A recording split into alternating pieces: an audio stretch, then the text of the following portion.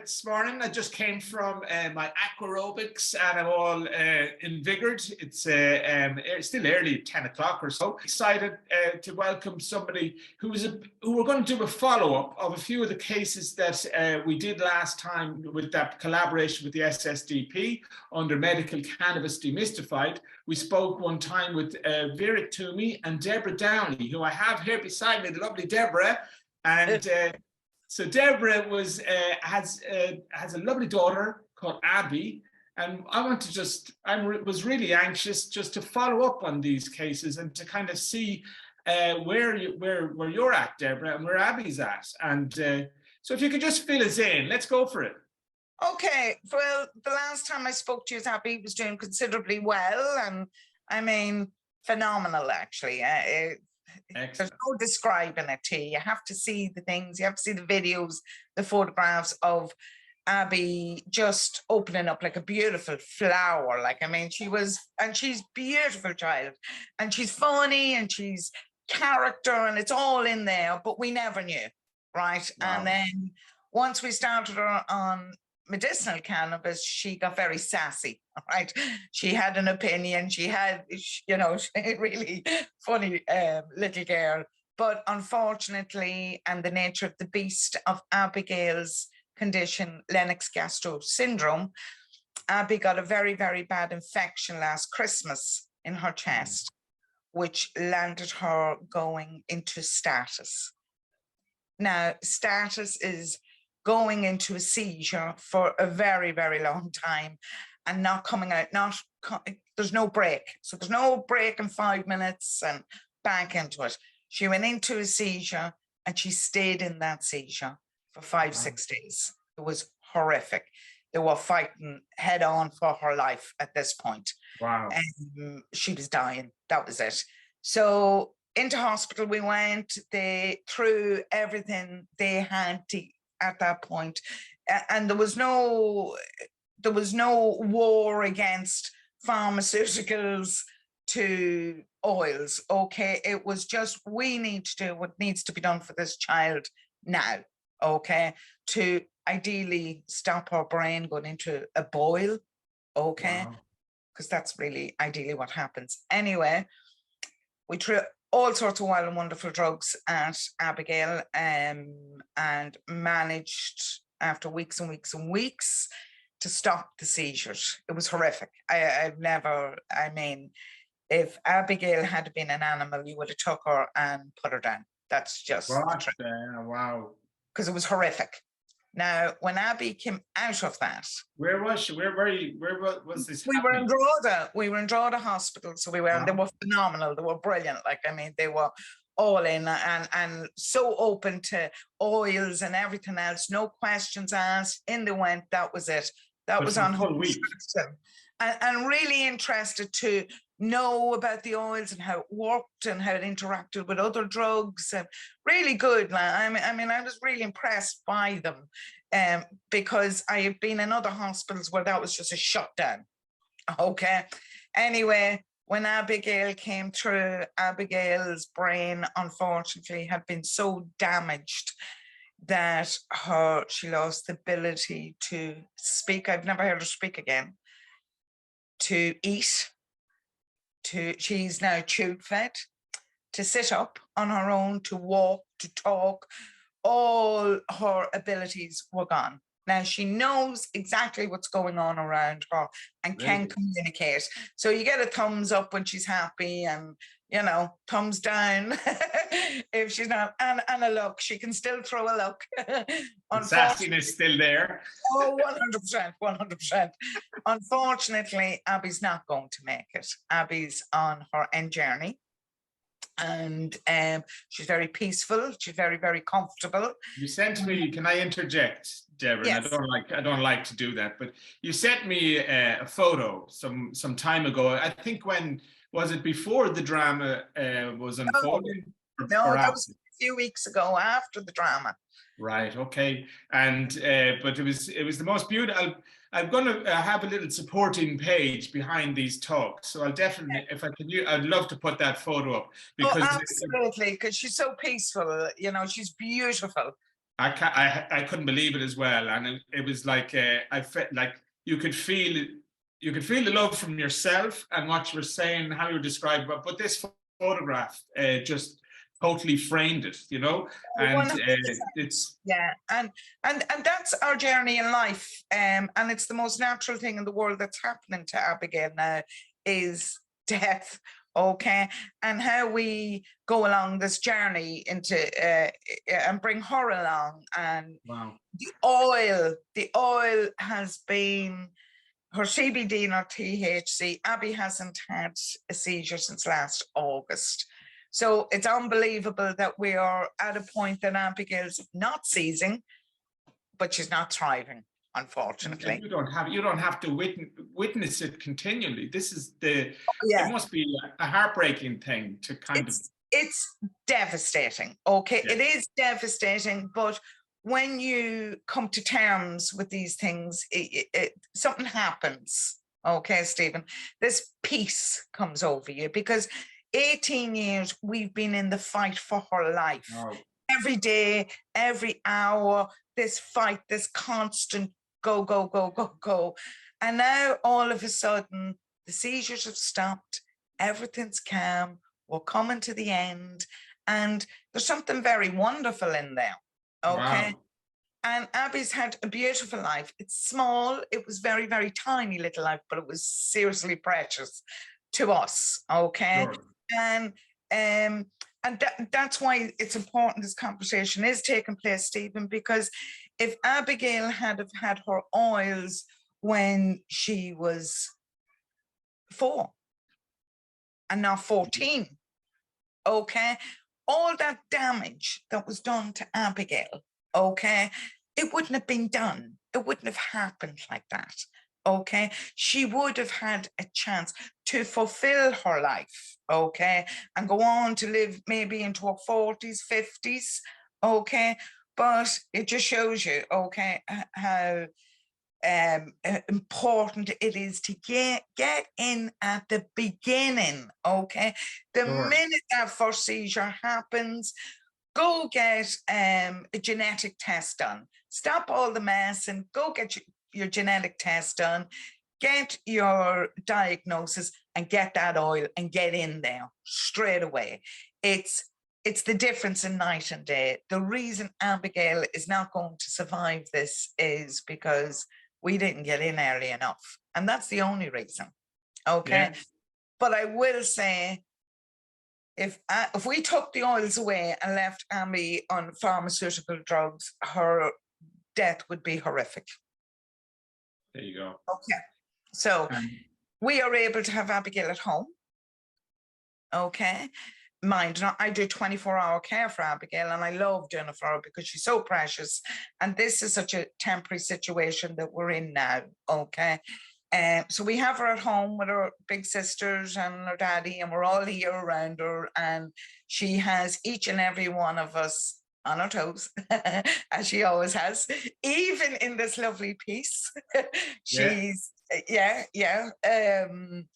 and she's happy. We couldn't have done that if it was just pharmaceuticals. It's an incredible story, Deborah, but it's incredible testimony to the fact that what you're saying there is the ultimate takeaway here. That it has to be the first point of medicine in these cases. Like it cannot be the last when you've run out of things. I know personally when I witnessed my daughter going through the years and what drugs, like phenytonin, Epilepsy, all those big ones, the devastation they caused in her little life was horrific. I'm talking, I remember one solid year where Abby was in and out of psychosis, okay? And I wouldn't tell anybody because if I did, she would have been taken and institutionalized. So I had to hide that, okay? I had to hide what the drugs were doing to her, okay? Like, that's horrific. And then for the audacity of any doctor to stand in front of me and say, no, we're not going down the path of oils because she may suffer psychosis. It was like, seriously. right? She's on class A drugs here. You know, if I couldn't prove what was in my handbag, you know, I would be looking at 10 years imprisonment easily. Okay, no, but they're now starting to soften and open. And that's why I wanted Abby's case to be an open book for everybody, include all of us, okay? And her transitioning into her end of life, and following that, and following how the oils are working for her and things like that. Even you know, it's now. like even now we need to be on it. Okay. How about that? Yeah, like Abigail has a couple of months left. Yes. If she doesn't have an infection. Paliative care are operational now with her. And it's important. This is important. Life is important. And death Absolutely. Is part of life, Stephen.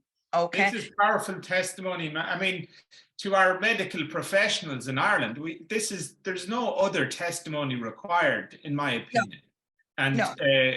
You're there.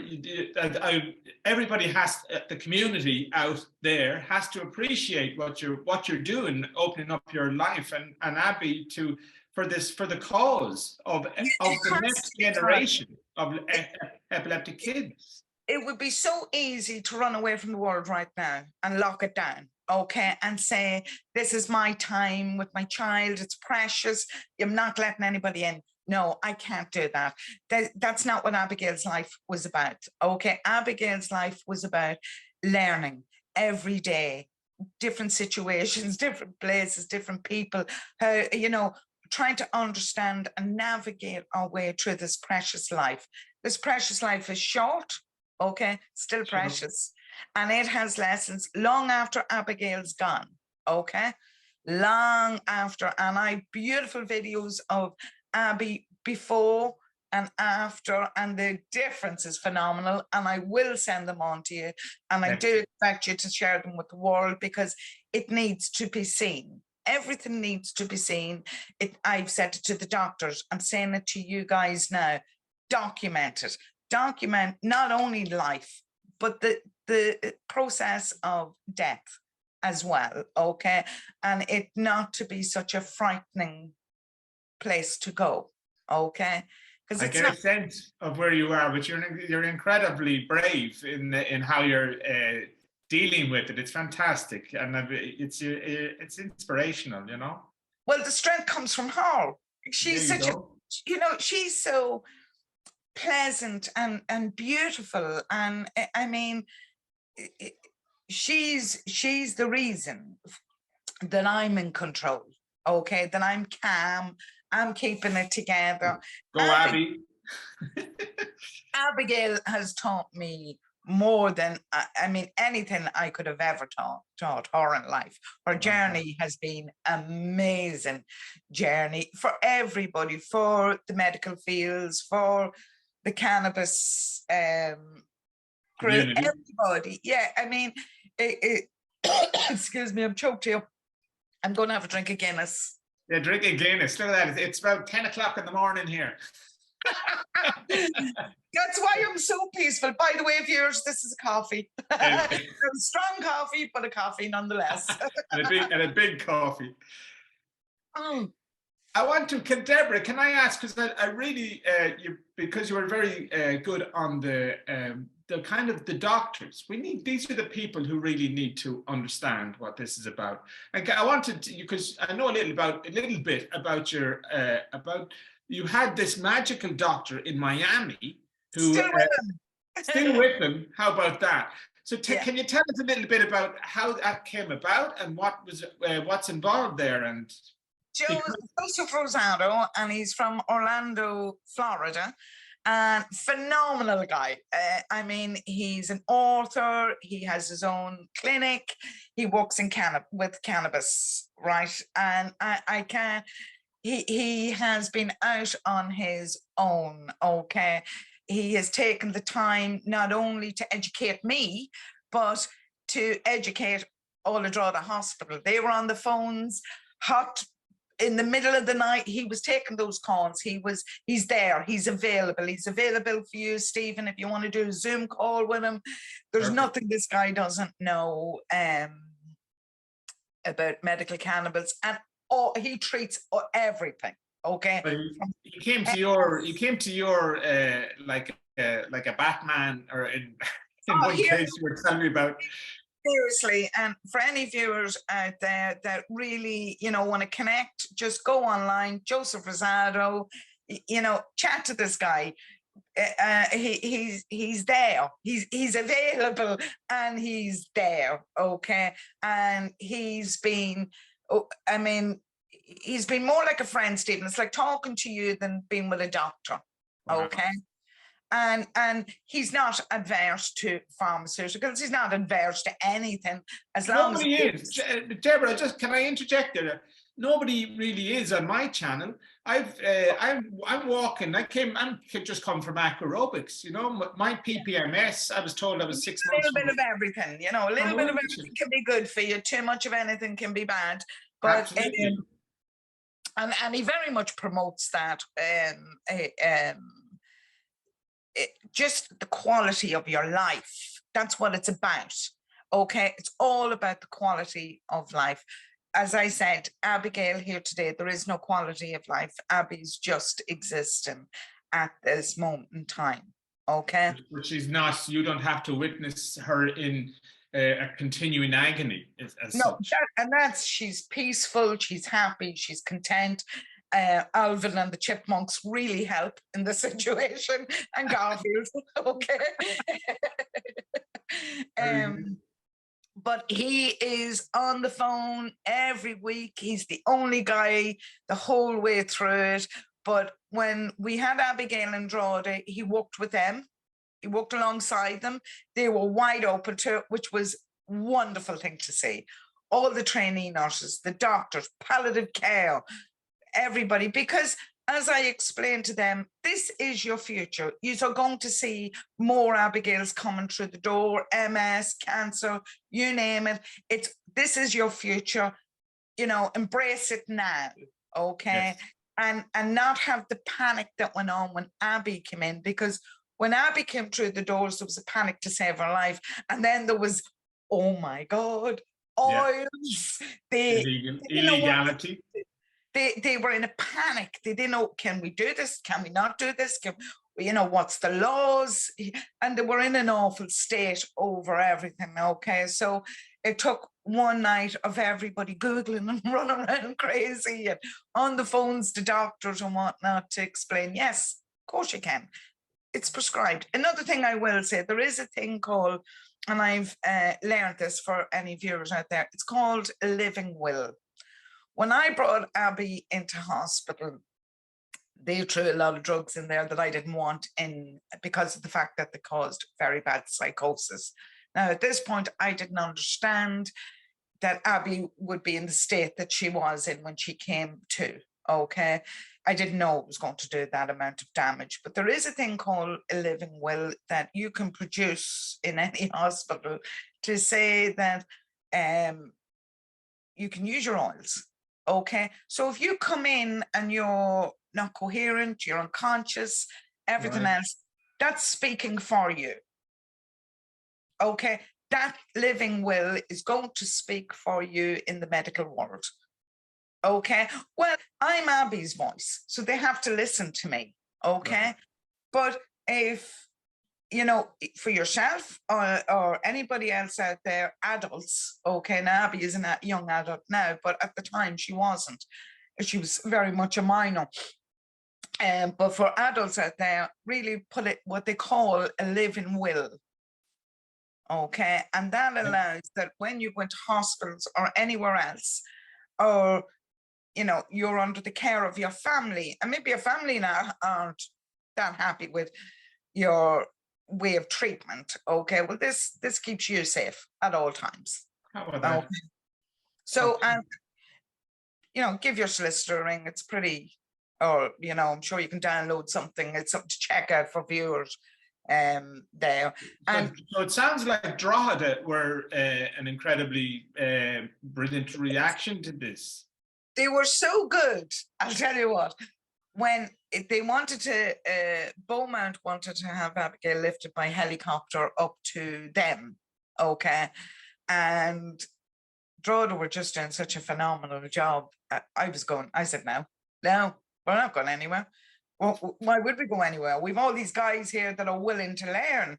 And they video things, and we're watching when oils go in, how the seizures calm down. Wow. Really proper learning. Like one guy came in and he said to me, she stopped seizing. I said, no, she hasn't.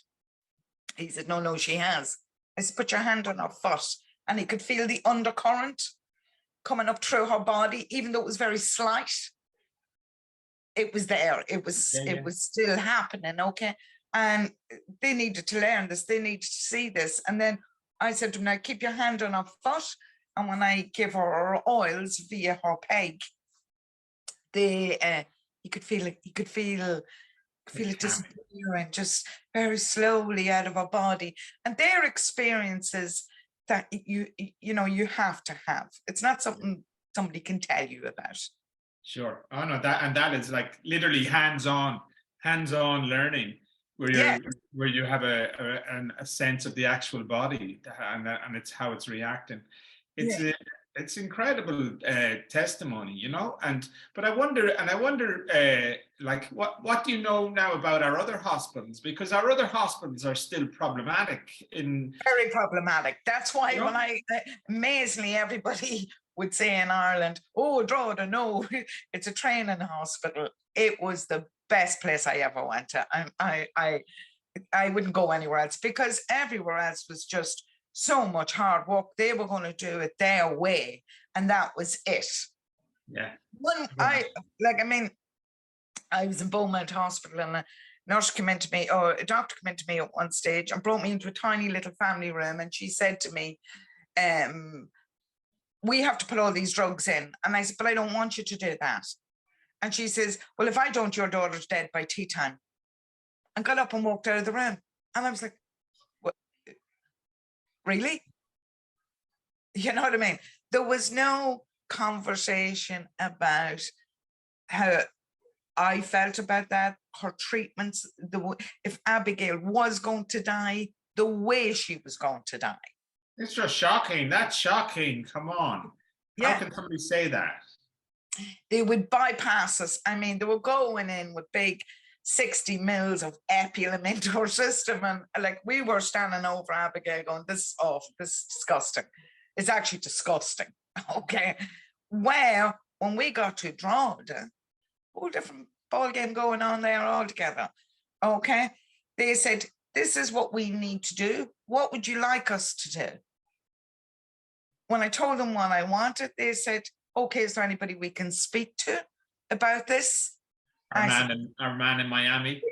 We have Joe. Dr. Joe's going to come on board and do what he needs to, and he did. He did. And they listened to him. That's the other thing. They listened. And they had no problems giving the oils. They came from every department. Like we were in the stroke unit. They came from every department to come in and have a chat and things like that. It was wonderful. Really, really good. Happening. Wow. Yeah, it's wonderful. And if every other hospital could open themselves up like that, I mean, my God. But the beauty about it is stigma. It's just a stigma that's stopping these other. I mean, this is. We can't go down. We can't continue to go down the road of having these testimonies and stuff. Before we came on air, we were talking about the movements in Germany, and really, it's you can only feel positive that the change is coming. So Ireland, why so what's the point in dragging our heels? Get on. Spring's here, and it's the time of rebirth and new beginnings, and it's time to. And Germany, I know for me. Woke me up again, because we do become complacent. You go back to your day-to-day life, and it just becomes life, doesn't it? And things fade out into the background, right? But if there's one thing, a legacy that I would like Abigail to leave, you know, because it has to mean something. That Of precious course it does, and it will. it has to mean something. Yes. Okay, is to help at least one person. Well, it shouldn't be one person. It should be thousands and thousands of people. It should be a change of system, be a change of systems, Deborah, you know, and a change of people's attitude, like within healthcare. I did a course in the last year within Trinity in innovation in healthcare, and even within, like, they're all healthcare professionals, and even within there, it's like they're bound by the laws outside the system, and so it's like we haven't progressed in Ireland, and we need to. There's no more testimony to be done. The people have progressed. They want. Yes, I think so.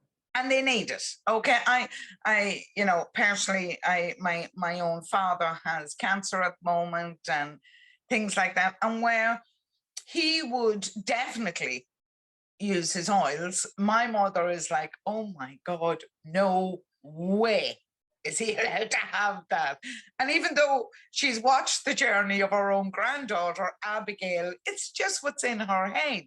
Now, I hope one day, I have 3 grandsons, okay, 3 terrorists, okay, and I hope one day that they're standing with their grandchildren saying, there's no wives' tale. If you take such and such THC or whatever it is, okay, in the morning, that this becomes like, you know, when you're not well and you go to your mammy and your mammy has something that her mother gave, okay, and it works a treat, and it really does bloody work, okay.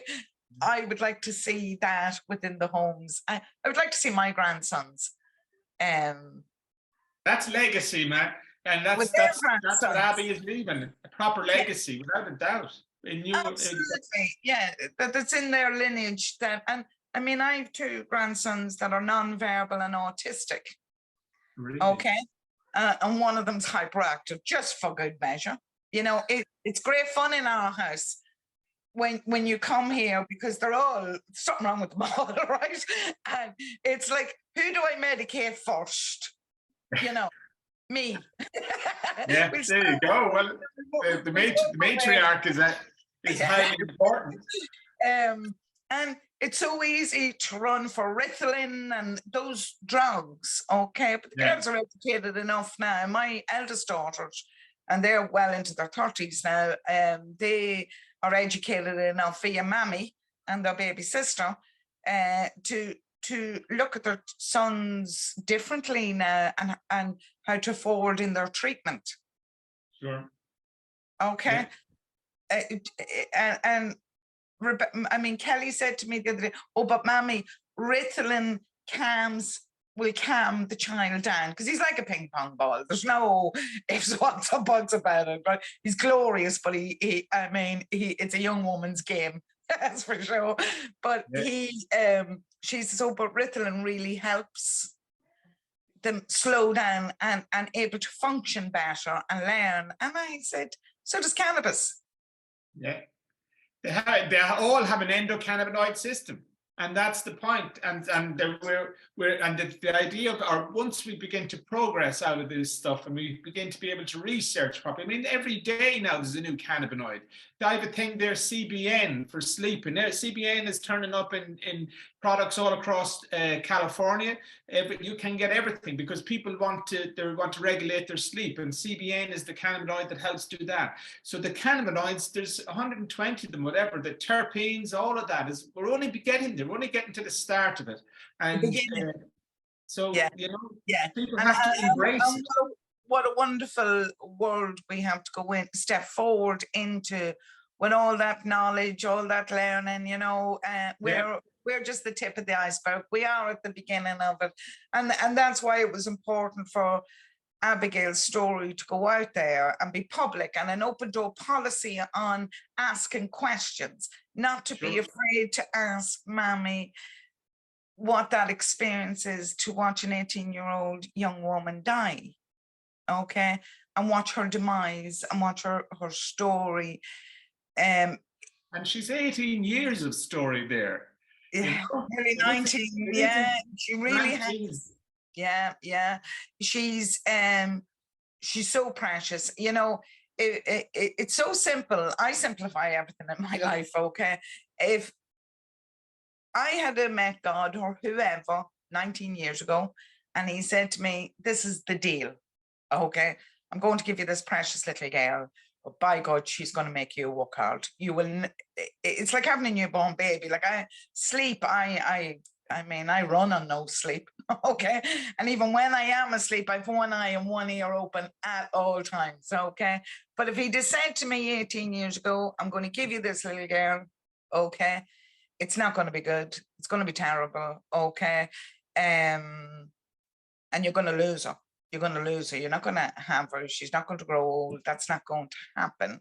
I would have took the deal straight away. Yeah. Straight away. Yeah, absolutely. And but now you have the experience of knowing, like that thing you said before about if Abby had had her oils at 4, at 3, and stopping the damage as it develops. 100%. Yeah. 100%, because I can tell you here now, Lennox Gastaut Syndrome, the medication, the side effects from the medications are 50 times worse than the condition itself. Wow. Okay. And that's the truth of that situation. The drug resilient, you know what I mean? Yeah. The narcotic drugs don't work. They work for periods of time, the honeymoon. Okay. Yeah. Abby was great for honeymoon, and you put her on a new drug, and for weeks it was fantastic. But it was a different fantastic. She would be sedated. Yeah. Be no seizures, be no more damage. No personality. But she would just eat what you give her, watch whatever you put on in front of her. We called Abby the pajama queen, because we never got her out of her pajamas, so much so that Abby will be buried in her pajamas. Okay. Yeah, seriously. She's going in her pajamas. That's it. They are picked out of bunny pajamas. And that's all important to this. Yeah, love it. Now, I mean, when Abby would not have seizures with her oils, and you have to remember, we took Abby completely off every medication. Okay, we got that far. We went right to the edge of that cliff, and it was wonderful. And there was a beautiful child there. Oh my God, what a wonderful kid, right? And a typical 18, and plenty to say. You know, there was times where I was looking at the oil and going, maybe I shouldn't give you this today. Because you've too much to say to me, right? But the difference was, when she was on her oils and no seizures, oh my God, wide awake, wanting to do things, you know, just in the garden, took her socks off one day, which now, in fairness to all of us, that's a really, really hard job to do at the best of times, is get your socks off, right? Well, Abby got her socks off and put her feet in the grass. It was her first time doing that. Okay, she was 16 doing that. Wow. Okay. Walking around the garden, seeing things like for the first time, you know, it was like putting those glasses on a colorblind person. The world just opened up to Abby, right? Now, that too can be overwhelming for them and can trigger them into seizures, okay? So, yeah, no, there's a happy balancing act going on with her at all times. But I do believe wholeheartedly, get in there at the start with those oils, get them working. You know, when our children are born and they get to a certain age that they're going to preschool or whatever, we give them vitamins and all sorts of wild and wonderful things when they're going to school, okay? Because there's runny noses and sore throats and ears and everything, and there should be a good spoonful of oil going in there every morning as well, regardless to whether you have an ailment or not. Okay, I believe that oil should be going in like a good dose of vitamins in the morning. That's an automatic thing for a child to get that every day, every day. No, with we have, these are cannabinoids. We have an endocannabinoid system. It's creating homeostasis in the whole body. So this is it's a vital part of our endocannabinoid system. So I totally get that. Yeah. Can I ask you a question, Deborah? Because you're so powerful. I'm wondering, and I don't want to talk about down the line type of thing, but I mean, how do you see a future role for yourself? I mean, you're very powerful. Your experience is incredible. It's I mean, do you have any? I haven't really thought about. Well, I have and I haven't thought along the way. There's a fine balance. You start looking at yourself in the future, like this time next year. You know, I have to do Moll Flanders on myself and reinvent who I am, because for 18 years, okay, I've been minding Abigail. I'm 51 now, okay, and God gave me a voice, and He gave me a big voice, okay. Big voice. A big voice, and I'm not afraid of questions. They don't frighten me. I will answer your questions openly and honestly. I'm not afraid of any of that. I would stand up and talk to millions if I given the chance. Of course I would, and I would like to think that I would still be very much involved along the way, Stephen, with yourselves. I think you absolutely have to be. I mean, it's too powerful of testimony. Sorry, but it's you have to be. It's because this is a developing kind of situation. It's like we're talking about Germany. We're talking about this whole world. And there will be more kids with Gestalt, and there will be more kids with Lennox. So, yeah. As we're speaking right now, there's a child being born in Ireland, in Spain, wherever, okay? And within an hour of its birth, for seizures coming in, okay? Yeah. And there's a journey like no other. You know, there is a journey like no other. I'm on a WhatsApp group that deal with children with Dravet syndrome and Lennox Gastaut, complicated things. And it's very, very difficult because I'm very open kind of person, right? And for me, knowledge is no good unless you just put it out there, okay? But these women are way behind me, okay? And their children have Lennox Gastaut, and it's very hard to come forward and say, well, this is my journey with Abigail, and Abigail's not going to make it, because you have mothers and fathers out there today with 5-year-olds and 6-year-olds with all the hope in the world, right? And they need to keep that hope. They need to keep that hope. But it needs to be a different type of hope, Stephen, right? My child has been operated on, you know, surgeries. She has a probe inside her chest called a vagus nerve stimulator, which comes up through the vagus nerve here and releases electrical probes into her brain every minute and a half for 30 seconds to deflect seizures. Like, what? That's horrific, okay? How can oil be your last resort? Surely to God, surgery is last resort. I have friends where their children, half the brains have been taken away and still having seizures. Okay, it's I can only speak from that point, you know, the epilepsy side of it, and you make when you treat one person well in a home, you treat a family. That's for sure. Absolutely. You treat a whole family. It just has that ripple effect on it, right? I am looking at women so exhausted, the marriage is breaking up, everything, because it's huge.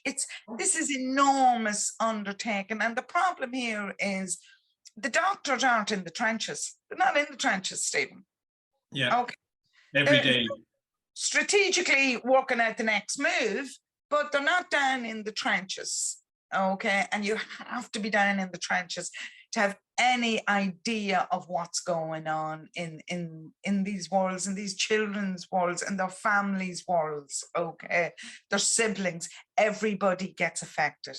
Everybody gets affected, especially when, like, you have the likes of Vera, who has other younger children, you know, and Yeah.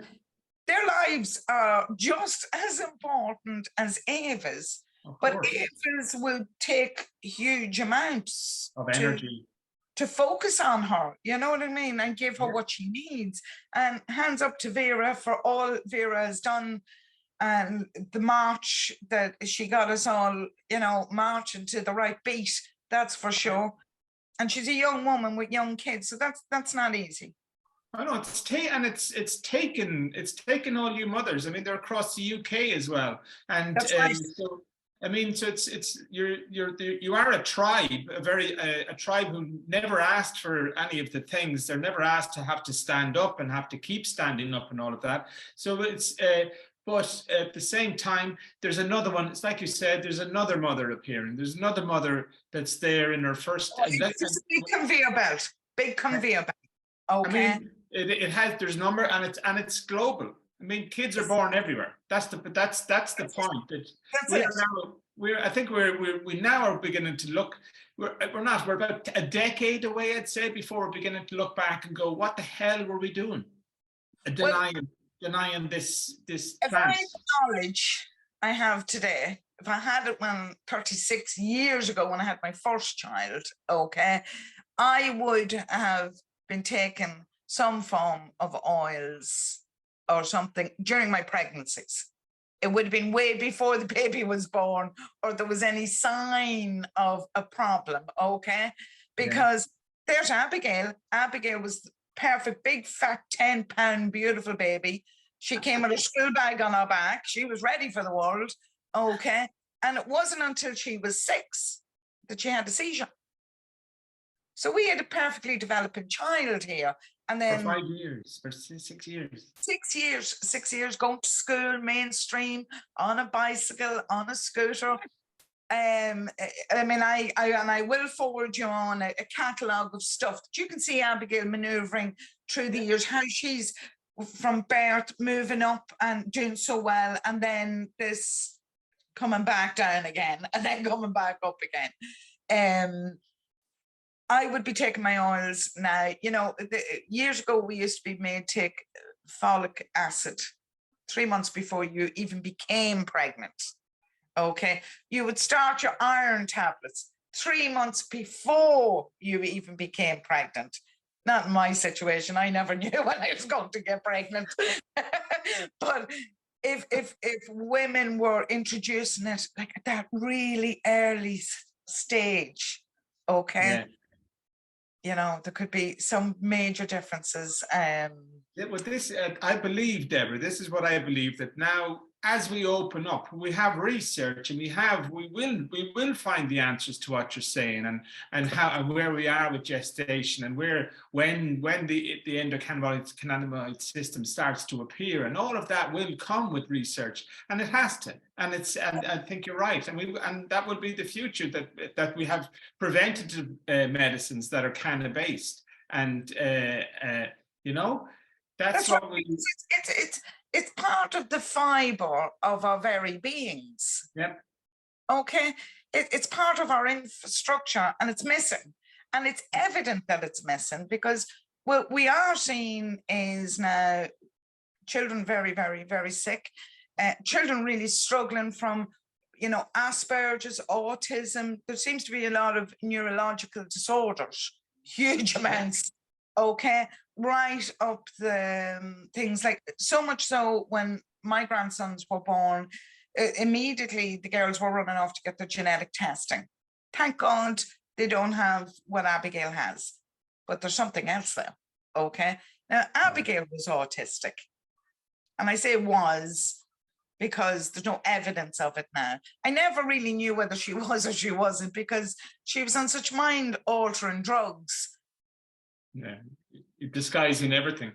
How do you diagnose that? How do you diagnose that? You can't. That's crazy. You can't. There's no possible way you could diagnose Abigail on all those drugs for anything.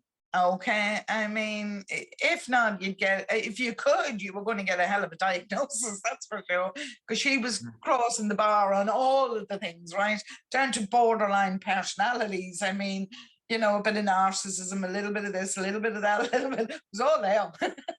Yeah. But genuinely, like you said, that like people are beginning to discover more and more that you know, these neurodivergent conditions, as they're known, and for sure, yeah, I've no doubt that cannabis will have a role in so much of that, because it's your endocannabinoid system, and everybody has one, and it's there to create homeostasis in our bodies. And when it gets knocked out, I mean, I don't know, why did I get MS? They say I'm genetically disposed. Plenty of people are genetically disposed to a bunch of things. And so it's about how we kind of, we have to understand ourselves better. We certainly don't deny ourselves. Of gene therapy, okay? Okay, so if, I mean, as I said, if it was 3 months before a woman decided to start trying for a baby, you know, there's where, that's it. That's where life starts, okay? Yeah. There, at that point, when she decides she's having that baby, regardless to what he's saying, right? That's where life starts, okay? Well, before she's even conceived, okay? The autonomy begins there, you're saying? Right there, right through until you die, okay? And that's why it's important for me, especially with Abigail, that the whole story is told from beginning to end, okay? Because it's a beautiful life, and she'll have a beautiful death. It'll be peaceful, it'll be lovely, and it's important, okay? Wow. I'm so happy to have shared a little bit of it, and from the previous talk. I mean, that was 2020 when we spoke the first time, and so I mean, we WhatsApp together and so, and I'm going to, I will post those things, and I'm developing this around these talks, and I'm going to be doing talking to some of the people, the other patients who were treating successfully. I mean, I did a lot of different conditions that time, from cancer to MS, my own MS, to like a lot of different conditions that time. Migraine, Miriam Haskin, and menopause has become a very big one now. You know, huge. You know, this is I'm very aware of it. I'm 50. I can definitely talk to you about that one. And the use of cannabis with it, okay? Yeah. The marriage they have, okay? I mean, that's a whole nother one we'll do again, but I'm very on that one too, unfortunately. I tell you what, so what for my part, and for our viewers and my Irish Canna Clinic viewers, this is the whole point. And so we will build this legacy of Abby, and make sure it gets out there again and again. The idea that this exists online, and we have it there, and it will just we can link back to these kinds of, you're a powerful voice, you're incredible, Deborah. And look at, like that photograph, brought a lump to my throat when you shared that photograph that day, and I go, what? And see, but you can't watch I forget what you said. I'll repost it again, but it's like, it's so peaceful, you know, so peaceful, it's like that. She's very beautiful, very, very beautiful. But what I understood immediately was it's just the juxtaposition of when she was in those seizures and all of that stuff, all of that chaos. Because we had another morning, I remember, when we were supposed to do something, and you said, no, there's no chance. We're in a lockdown. I think you described it as almost like a lockdown situation, because she's very, very ill. So she's had a beautiful life, and she will have a beautiful death. And I hope you journey along with me on this, you know, and the importance that the oils bring. And palliative care have now become a part of this too. Now you see, the doors are opening. You just have to keep opening them, keep educating everybody in their different settings. I mean, if you can open a door, shout, Shout in, even if you can't get it open, it stays ajar, shout in from the sides and get that story through. This is a beautiful life. It will be a beautiful death. It's all very, very natural what's happening. And we celebrate it. We celebrate the life is what it means. Abigail's life. Absolutely. 100%. Yeah, but I'm going to wrap it up there, because it sounds like we're going to be back talking to you again. Talking about completely different issues, and so you keep me posted, and we'll let everybody know when the moment comes, when it comes. Oh, yeah. I've always said, Stephen, that when Abigail was when I got Abigail, God just wasn't finished with her. They hadn't finished making her wings, and she fell out of the sky. I was just blessed to catch her. But when those wings are fixed and ready to go, she'll go home. That's it.